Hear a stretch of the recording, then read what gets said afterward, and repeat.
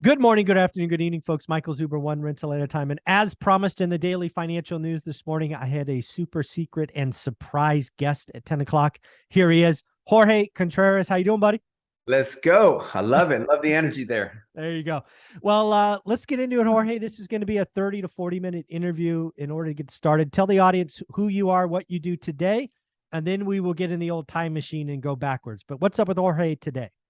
Beautiful. What's up with Jorge today? So yeah, I'm Jorge Contreras. For those of you guys that don't know me, I reside in Orange County, California. Real estate investor, entrepreneur, coach, focusing on the short-term rental space. And yeah, we're on track to do about 2 million this year just from our short-term rental business. And we own and we also practice the arbitrage strategy. And I'm passionate about helping others create financial freedom. That's awesome. We're definitely going to peel into that. But I think anytime I bring out a new guest, we've got to go back to kind of the origin story, because that often makes us up, makes our story. I obviously know a little bit about your story, but why don't you share with the audience, where Jorge was formed, what kind of the beginning was, because people need to realize we're not all born with a silver spoon in our mouth. We all come from some struggle, some worse than others, some bigger struggle. So where did Jorge start? Yeah, I love talking about the challenges, the obstacles, because a lot of times people who are going through difficulty today feel that because they're going through those challenges and obstacles today, they feel like they're unable to get out of that, and they're just going to stay there stuck permanently. So that's why I do love sharing my personal story, because I definitely, wasn't born. I'm not a trust fund baby, wasn't, fed with a silver spoon. And, I definitely don't come from money or even from a family of entrepreneurs. My first memory is being 7 years young and selling drugs with my dad, who was an alcoholic. Second memory is being 10 years young and smuggling people into this country. Wow. Shortly after that, my dad passed away when I was 12, and then my mom abandoned me. Out of 8 children, I'm the only one who graduated high school, and I barely graduated with 4 Fs and 1D. And then I dropped out of college, and I was never really too close with any of my siblings. I have siblings from, 3 different moms, just all from the same dad. And so everybody has kind of always just done their own thing. And, even growing up, I surrounded myself with a lot of friends that today are in jail, dead, or just really messed up from drugs. And, but I decided to take a different path. And I feel like everything for me really started with a thought. Like, I've always been a believer, Michael, that whatever you look for is also looking for you, right? It's just like that law of attraction, right? And I knew that I wanted something better, but I first didn't even know that it was possible. But just by having that thought, I attracted my first mentor, Mr. Parcell. He was my 7th grade teacher, and he knew all the challenges that I had gone through. And he came down one day and he kneeled on one knee, got on my eye level, and he said, "Jorge, you don't have to be a product of your environment. You don't have to repeat the cycle." He said, "You could decide today to change your life, set a new standard for your younger siblings." He said, "and you can not only change your life, but you could change the world." You're 12 years old. 12 years old. Like, Wow. This is right after my dad passed away, just really going through it in a really dark place. Sure. And, but that was like my life changed in 1 degree. You couldn't see it, right? It's just like when you go to the gym for a week, you can't really see anything, but it was like a work in progress, right? That 1 degree over, decades that have passed since then. Nice. And I truly believe that it's because of all those challenges. Like, I know what it feels like to go through all these difficulties, that it makes me really grateful and appreciate the lifestyle that I've created for my family. And I know that and although it sounds cliche, but man, if I could do it with all those challenges, I know that everybody else could do it too. That's why often I think it's important to talk about the origin story. I'm lucky enough to speak with 8 or 9 millionaires every week on this channel. All of them come from nothing, right? You would look at most of them, like if you looked at their personal resume through 18, you would tell every one of these would be like, no chance, you're going to be a statistic. Exactly. It are those moments where, I have yet to hear somebody have a moment at 12. So that's pretty awesome. Shout out your 7th grade teacher for getting on your eye level and trying that. So where do you go from there? Because I can't imagine at 12 years Yeah. old you just flip to being a real estate Yeah. entrepreneur. Where does the story go from there? Yeah, I started my first Airbnb when I was 12, and I'm Yeah, just kidding. you're signing leases and doing Yeah. So dad passes away at 12. Mom abandons me like shortly after when I was like 13. And so she said, "Hey, you could go live with my friend." She said she has, money, she could take care of you. And this is one of her really close friends. Her name is Estela. And she said, "Hey, as long as you keep going to school," she said, "I'll feed you, I'll clothe you, and I'll put a roof over your head." She did that. And then when I was 16, she said, "Hey, I've taken care of you. Now you got to look after yourself." And I got my first job as a photographer at Knott's Berry Farm, Soap Oh, City Water Park. yeah, yeah, Pictures, making yeah. like $6, $7 an hour plus commission, like pennies for every picture.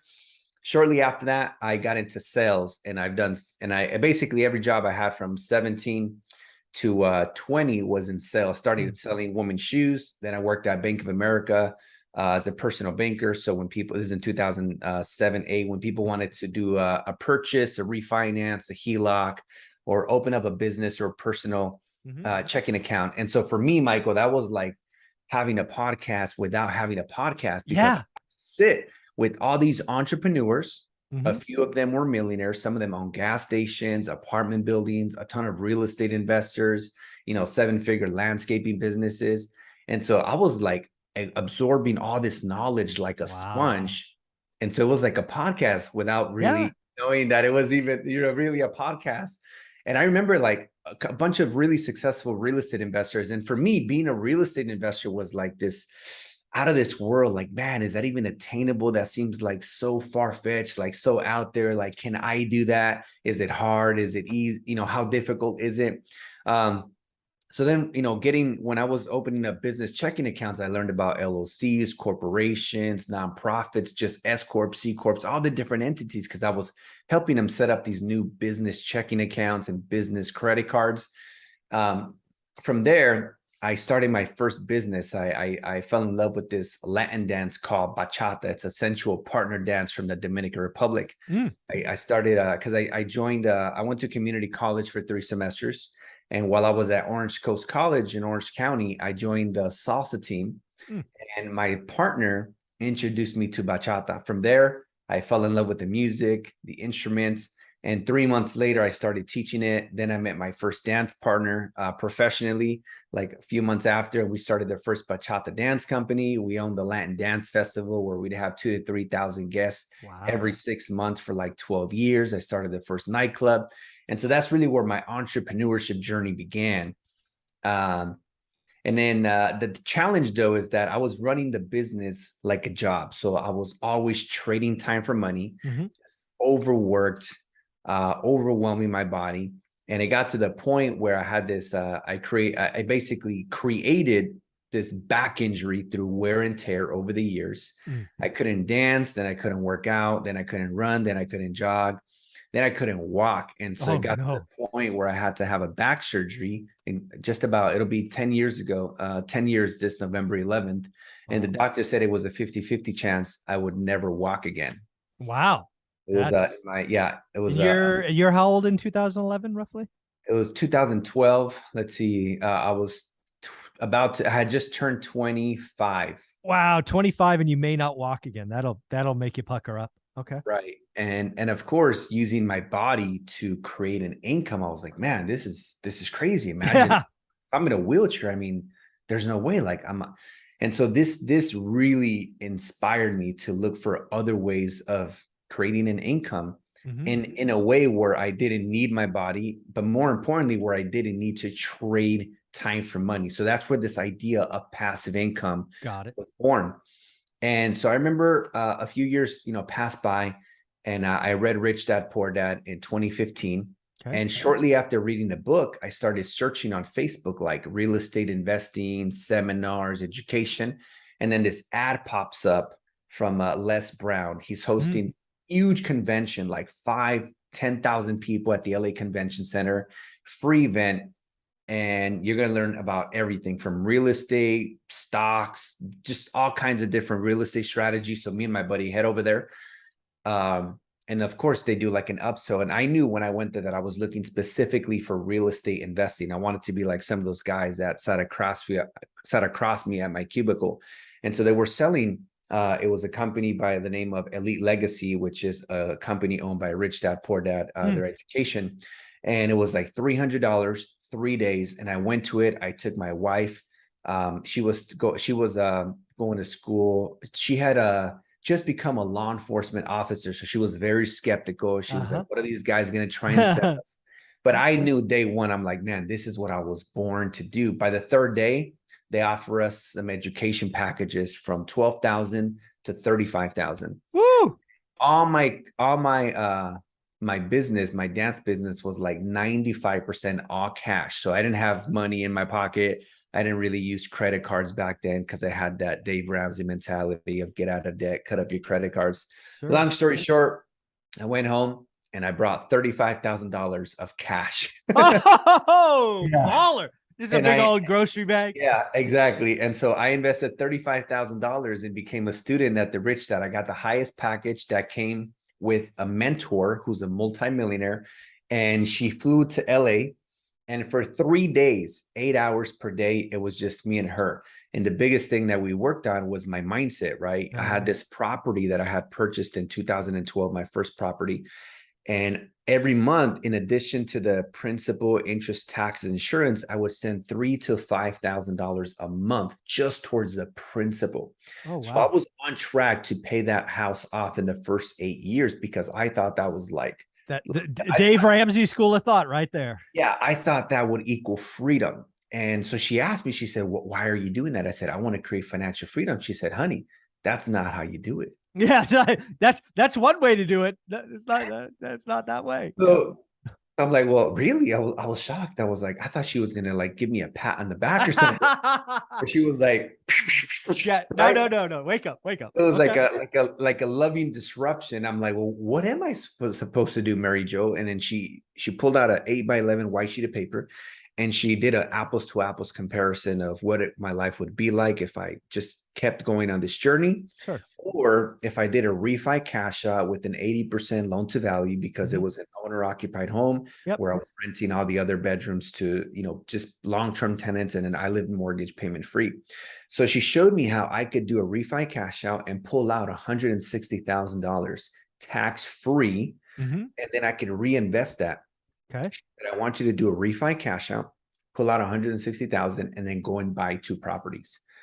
And I was like, whoa, you want me to go into all this debt? But for me, more debt. Oh no. Yeah, that's where this shift happened, Michael, where I was like, whoa, there's such a thing as good debt. And now I'm like, it's like a religion to me. I'm so hardcore. Like if I'm buying a new vehicle, I'm like, they're like, how much do you want to put down? I'm like, as least as possible. They're like, really? I'm like, yeah. Like, can I put down 0? And they don't, for me, I know I'm going to take all that money that I would have put down and I'm going to go launch some more Airbnb, some more investment properties that are going to pay for the monthly payment. So, but it was that shift. It was that moment that really my life just changed forever because I saw things from a different lens. Again, I didn't grow up with entrepreneur parents. Well, I guess you could call selling drugs and smuggling, a little bit of entrepreneurship, but that also will get you, in and out of. Yeah. That's there's a lot of risk in that. Yeah, there's a lot of risk in that, right? There's some reward, but a much even bigger risk. The stick is bad. Yes. Yeah. Yes. And so, and one of my biggest dreams, right, was to buy my mom a house, but I didn't know how. Like I knew how to get my first house, but I didn't know how to get a second property and beyond. Okay. I felt like there was a missing piece to the puzzle. So on the 3rd day of that Rich Dad Poor Dad seminar, right after I signed up, I called my mom. And I was so emotional. I had like this ugly cry. I couldn't even talk. And I was telling her in Spanish, I said, Mom, I figured out how I'm going to buy you your home. But I was crying. I couldn't get that out. She's like, what's wrong? My mom always thinks something bad is happening. Just fear, scarcity. Yeah. But her house, the lights are off. The AC's off, even though it's like 100 degrees because she doesn't want the electric bill to be high. Anyways, 18 months later, I bought my mom her very first home that she's ever, had, like ever. And so that was 5 years ago. And that's really where everything began. Is, you know, within 2.5 years from when I started, my net worth exceeded $1 million. And again, my life was changed forever. So again, let's kind of rewind what I think I've heard. So your first owner occ was really a house hack. You had roommates that was working. You were definitely Dave Ramsey, meaning paying off big chunks of debt, trying to get that to zero. You paid 35 grand in cash, which had to be hilarious. They're like, "You did what?" they're We're looking like, at how you. are we gonna take this back to Florida? They're like, we're gonna have to like claim this. They're like, it's fine. We'll figure it out. Yeah, We'll we'll figure divide it it out. out. Yeah, they're not going to say no. They're not That's gonna one say thing no. you're not going to say no. Okay. So then like your second, third property that you get because of this cash out refi, were those again owner occ house hacks, or what were those first couple? Yeah, great question. Let me actually take this story back. I think this house hacking is so great for someone that's just getting I started. So agree. I in agree. 2011, I tried to buy my first house, but didn't know that I needed a second year of tax return as a business owner. So I'm like, okay, what can I do? And I was moving from Orange County to LA because that's where my dance business was completely operating from. And I kept making a drive. And one night I like fell asleep and hit this curb, and I'm like, all right, I need to move to LA. Yeah. I don't do good driving. This is not good. This is not good. This is too much risk, you know? Yeah. And so I rented an apartment, and it was either rent a 1 bedroom for 1,000 or get a 3 bedroom for 1,500. So I thought like, ooh, leverage. I could get the $1,500 3 bedroom, and then I'll only pay 500 because I'll rent the other two for 500 each. And that's where sort of my first experience putting a landlord hat got put on. I got a 8x11 white sheet of paper. I just made a lease agreement just myself, and I put the rooms for rent on on a couple websites, found some tenants, and that means I was only paying 500 rather than 1,000. So in that first year, I did the math. I'm like, wow, I just kept $6,000 in my pocket. Following year, I now have my 2 years of tax returns, and I had already bought all the furniture for the apartment, which I thought it'll be less investment upfront, less capital. So May 23rd, 2012, I closed on a 4 bedroom, 3 bathroom, single family home in Boyle Heights, Los Angeles, California. And my mortgage payment was 1,500, utilities were 300. So I rented 3 rooms at 600 each, and I paid nothing out of pocket. Nice. And I already knew how to do these lease agreements, right? So I did this thing, but hey, rent was a little higher, right? Inflation. So they went from 500 to 600 a piece. So now I'm keeping $1,800 in my pocket that I would have normally had to pay out, but because of the tenants, I don't. 2 years later, after saving those 1,800, I had an additional $43,200 in my bank account. Now, I didn't take that money and go buy a Benz or a BMW or go on vacation. I figured, how do I keep doing this again? So I did my first new construction in the backyard, right? I did a new unit, which it was a tiny 220 square foot unit, and it was a $30,000 investment. Wow. And then I started renting it for $1,000 a month. Nice. So it was a return. It was a ROI of 40%. After 2.5 years, I made all that money back, nice. Those 30,000. And I remember growing up, family always said, Jorge, like money doesn't grow on trees. But through that experience, I realized that it does. If you just learn how to plant money seeds, money does grow on trees. So that's kind of the backstory to connect how I got that first property. I did a FHA loan, so I only had to put 8,200. I took 6,000 that I saved the previous year, an additional 2,400. The seller paid the closing costs, and that's how I got in. Nice. So then fast forward to January of 2017, me and my wife closed on our first house together, and we did a 5% on a single family home. And it was just me and her. We weren't married. We didn't have kids, but we were engaged. And so I wanted to, again, implement this house hacking. Like I loved it so much. I'm like, wow, I've never made a mortgage payment in 5 years. How do I replicate this again? Yeah. So we found this property that had 4 bedrooms and 2 full bathrooms, but we only needed 1 bedroom, right? Like I don't need 3 other bedrooms. And so I did a split home. Okay. A split home accessory dwelling unit. And I put that unit on Airbnb, and it covered the entire mortgage payment for the 3 years that we did that. and our Nice. mortgage there was 3 grand. So I basically kept $100,000 in my pocket. Mm. And then 2 weeks later, after we closed on that house, I closed on my mom's house.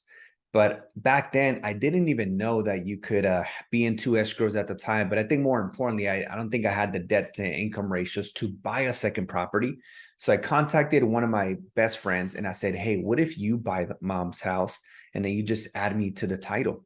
So he bought the house with the FHA loan. I gifted him the funds. He bought my mom's house. And then like a year and a half later, we did a refi and transferred the loan out of his name into my name, but he immediately added me to the title.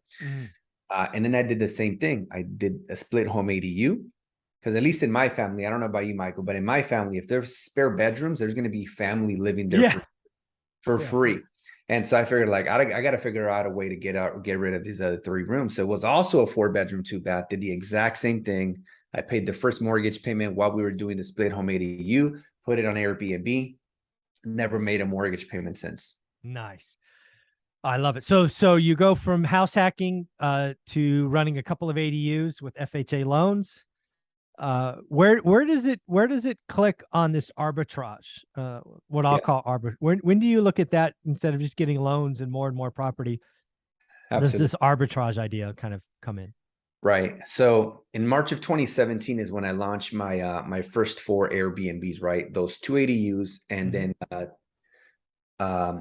in January of 2017, I took that first home that I bought, which I had a new construction in the back, which I did as a recreational room. Because of the lot size, they didn't allow me to actually put a kitchen, but I did it anyway once I got the construction done. So I took the initial 2 home, added a new bedroom upstairs, and then I legally split it into a split home ADU with plans and everything. So now I had 3 units. Got it. When I moved to the new house that me and my wife bought, I put 2 units there on Airbnb plus the 2 from the house hack, right? That was all around March of 2017, April 2017, when those 4 launched. So that I went from making, say each unit would have rented probably for about $1,500, but I began making about $3,500 on Airbnb with each one. So I went from $6K to $14K of gross revenue. And that's when I didn't even realize that I was like out of the rat race. I'm like, wow, my passive income is paying for all of my monthly living expenses. Fast forward in 2018, I started my Airbnb coaching program, teaching people how to buy, do house hacking, and do Airbnb, do exactly what I had been doing. And all of my students were buying property.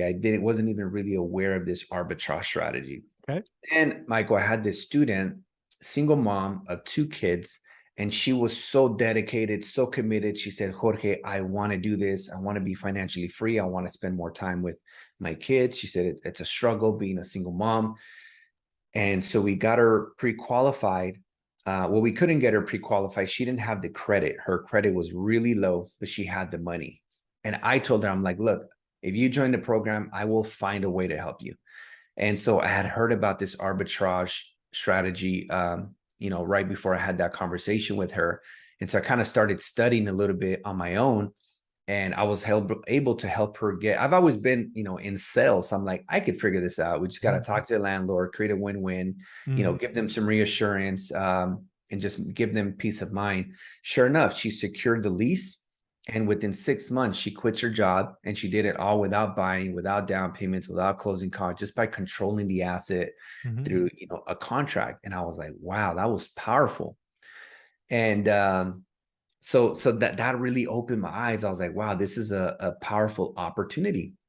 And then here's the other thing that happened, right? I started having a bunch of students that were buying properties with FHA loans, but then instead of living in it and house hacking like I did, they just wanted to rent it out right away. When I spoke to my mortgage lender, he's like, hey, Jorge, we need to be careful because that's mortgage fraud. That's not good. that's not good. That's illegal. Too much risk, right? Yeah. Back to that risk thing. Yeah. So I was like, oh man, what's going to happen to my coaching program? Like I thought, man, that I felt like the world came crumbling down because this is how I had built my coaching. I'm like, this is how I'm helping people, but it's not scalable, right? So long story short, within like 4 months, me and a business partner went and launched 7 of our own subleases. Okay. So once I really figured this out, I'm like, all right, now I can start teaching it to people. Sure. And the program blew up by like 10, 15x, because Mm-hmm. now I didn't realize that there was a much bigger pool of people that Mm-hmm. were not in a position to buy, but were in the position to sublease. Right. And so now, most of my students, like 95%, this is their first rodeo into entrepreneurship. Mm-hmm. This is their first rodeo in real estate investing in Airbnb. And so most of them start now with subleasing Mm-hmm. just as a strictly cash flow play to first replace their 9 to 5. Then they take, once they launch 3 to 5, then they start taking all that capital, and then they start buying real estate so they can create long-term wealth. So now it's like, hey, here's phase 1, get your feet wet, get started. And then we'll take all that capital and go into phase 2. And Yeah, that's how it all started. it's got to be a lot of fun helping people that want to do it, don't have the capital, and you're finding a way. It's going to be interesting to watch Airbnb, because obviously, this being in the business, 2 years around the pandemic were amazing, right? Airbnb almost couldn't do any wrong, but it certainly feels like more and more cities are identifying Airbnb as kind of the problem for affordable housing, right? We're taking housing off the stock. It first started, I think, in Hawaii, then Atlanta, and actually the market I invest in, Fresno, just sent out some nasty letters to a bunch of Airbnb owners saying, hey, 15% tax, all of these things. Do you, what are your thoughts on that? Because obviously that's future headaches probably. Yeah, definitely. Yeah, it's interesting, I think there's a couple things, right? I feel like, yeah, there's going to be maybe a small percentage of cities that maybe say we don't want it at all. I think where the biggest percentage is going to be is where they give out a maximum amount, a certain amount of permits, right? Like you look at Long Beach, San Diego, Anaheim, like they all gave a certain amount of permits, right? I think Anaheim capped like 4 years ago, they reached their limit and they're like, that's it. In Long Beach, you have until September 6th, and I think they have like an 800. San Diego, they're working on something. They're doing the same thing. Sure. And they're doing like, it depends. Like I think in San Diego, it's like 1% of non-coastal. And if you're on the coast, like on the beach, like Mission Beach, up to 30% of inventory can be on Airbnb. And so I think that's what a lot of places are going to do, right? It makes sense. We don't want the whole city to be rentals. That would also probably saturate the market in that would be a different problem. Yeah. And so I think that's what I would think that's what most people, because they do want to make the tax revenue. It's helping the small businesses in the area. So there are a lot of benefits, especially now that Airbnb as a platform has completely banned parties, which I feel like the inventory of for residents is one issue. And another big issue was just parties, right? Being disruptive to the neighborhoods. I feel like no one really wants to have that because it creates issues with the neighbors. They damage the properties, and we don't allow parties anyway. So I'm very happy that they banned parties. And I think now you even have to be like 25 in order to actually make a reservation. So I feel like these are all healthy, guidelines. Like they want somebody to live within 15 minutes, somebody to be available 24/7, don't take more than 2 parking spaces on the street. I think the bigger bulk of cities, I think that's what they will do, is just set some guidelines in place that will create a healthy environment and maybe cap the amount of permits, or maybe 1 to 3% of inventory. Yeah, the biggest problem I see with Airbnb is there seems to have been a mad rush the last 12 months. And what I mean by a mad rush is I really saw a lot of people, again, I look at my market every day, they started to down select. They were like, hey, I want to do Airbnb, but I can't afford the nice house on the right street. What if I bought 3 blocks over across the freeway, on the wrong side of the street? That'll work, right? I think there's a lot of people that bought inferior quality.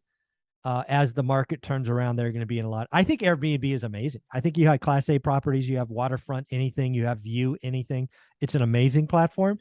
I just think get rich quick makes novice investors rationalize bad decisions. And I think a lot of people have down selected, and I think it's gonna hurt, I think. Yeah, for sure. Definitely been a big rush. I think there's a lot of new hosts that have came onto the platform. And there's also just a huge surplus of new guests that are staying at Airbnbs for the first time. Like, I like to look in there and be like, hey, how many people are staying at our properties that have stayed at a lot of other properties versus people staying for the first time? And there's, I would say, more than 50%, it's their very first time renting an Airbnb. So that just tells me that there's just so many more new people that are choosing to have this experience, like, say, over a hotel. Sure. And like 95% of our properties have pools, jacuzzis, game rooms. They're all near downtown. Nice. And that's part of the reason why we actually did well during the pandemic, because we created a staycation experience where, like, I always tell people, there's really two reasons why people stay at an Airbnb. Maybe they're going to an event, a conference, a concert, or a funeral, and your property happens to be nearby, right? Or they just want to stay at your property to have an experience in the home without needing to leave the home. Right. And we obviously want to cater to both. We want to be in proximity, but also be able to create that staycation experience. Nice. And that has helped us do well. Whereas the people that they had their properties close to XYZ maybe didn't do so well because everything was shut down. Right. Yeah. Well, I see over your left shoulder, excuse me, you have a book called Breaking Through. This is your story? My journey from impossible to I'm possible. So yeah, I talk about it's really a mindset book that talks about my journey, all the challenges, and it guides people through exercises to identify like limiting beliefs that might be holding them back. So it's not an Airbnb book, it's just a mindset book. It's like Rich Dad Poor Dad 2.0. Nice. I like it. And then I see you have the cash flow game there on the lower shelf. I'm a big fan of that game. Love this game, getting out of the rat race. So for anybody that hasn't played this game, go on Amazon. It's like $50, $67, best investment ever. Yeah, I like the old version with pencil and paper. Yes, yeah, that's cool.